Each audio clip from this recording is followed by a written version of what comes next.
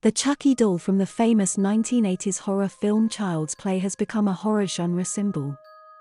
The portrayal of the scary children's toy is adored by millions of moviegoers.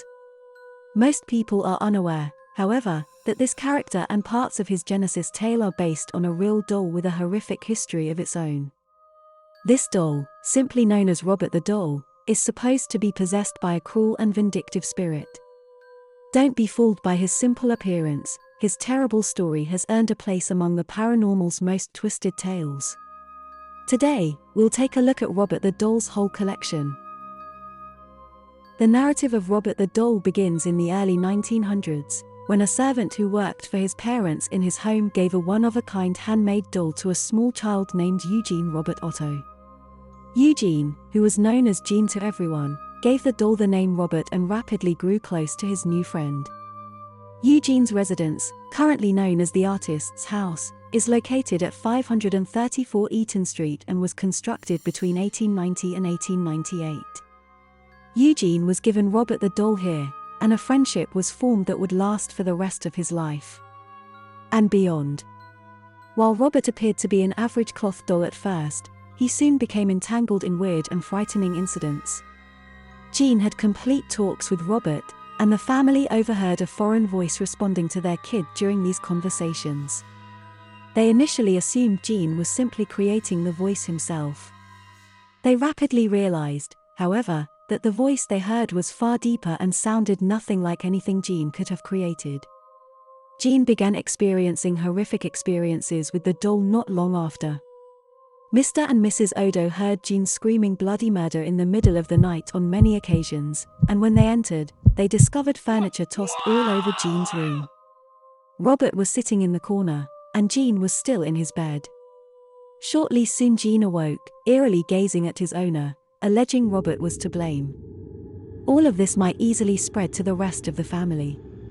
The doll was seen moving around the house on multiple occasions, according to the family, and they could hear a frightening giggle emanating from that direction. Even some of the neighbors who happened to be looking through the house windows claimed to have seen Robert eventually enter the residence. The Otto family had had enough and confined Robert to the attic, where he remained for years. Robert, on the other hand, did not give up his fight against his allotted prison. As one visitor to the house said, footsteps and what sounded like wicked laughter could be heard in the attic above. When word got out about these unusual incidents, it became the start of this house's terrifying legacy. Gene grows up, leaves, and goes on to become a well-known painter.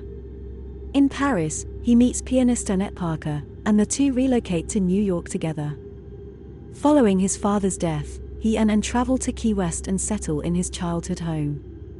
Initially, Robert spends his days propped up against a window in Gene's upstairs turret room, where he enjoys painting. Passing students claim to have seen Robert move from one side of the window to the other.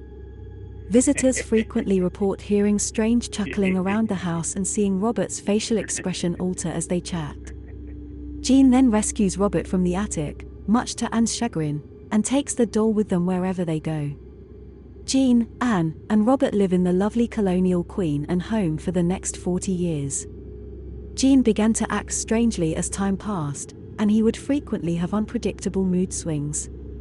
These mood swings ranged from intense wrath to completely irrational behavior before returning to normal. Gene was physically aggressive during these weird moments when he returned to his usual state, which took a toll on Anne. He couldn't recall what had occurred and blamed Robert for the incidents. Gene died in 1974, and his wife died not long after. New residents soon moved into the haunted house, and the terrifying ritual began all over again. One of the new family's members was a small 10-year-old girl who, like before, discovered Robert in the attic and took a fancy to him. Robert gave the girl nightmares and triggered a slew of other horrific events in her and her family's lives.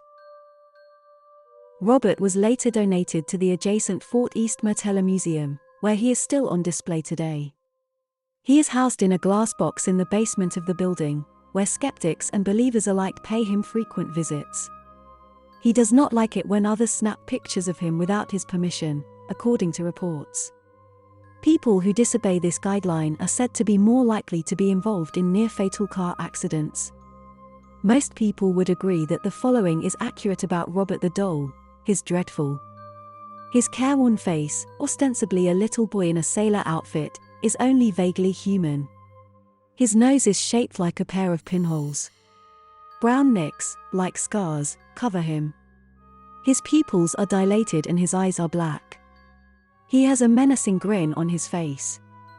He has his own toy, a dog with gaudy, popping eyes and a tongue that lolls madly out of its mouth, clutched on his lap. Is Robert really possessed? Many people believe that Robert's evil stems from the person who gave him to Jean Otto in the first place, a servant who worked for Jean's parents. This woman was allegedly mistreated by her superiors, so she cursed the doll with voodoo and black magic to punish them.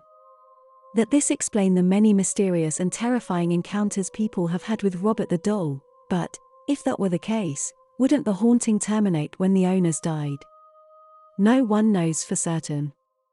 But one thing stays constant: Robert the Doll continues to taunt and terrify visitors to the museum, particularly those who seek to photograph him. Many people have said that when they tried to photograph Robert, their cameras were inoperable, only to operate again once they left the museum. Robert the Doll is housed in a glass cabinet, but that doesn't seem to stop him from terrifying museum employees and tourists. While the existence of Robert can be questioned during the night, there's no doubting the impact he's had on the paranormal world. Despite the fact that he may still be in that glass box, his presence has stealthily crept into the imaginations of millions. Thank you everybody for watching. If you loved it, please like and subscribe so you don't miss out on future videos. Please leave your thoughts on this video in the comments box below, and I'll see you in the next video.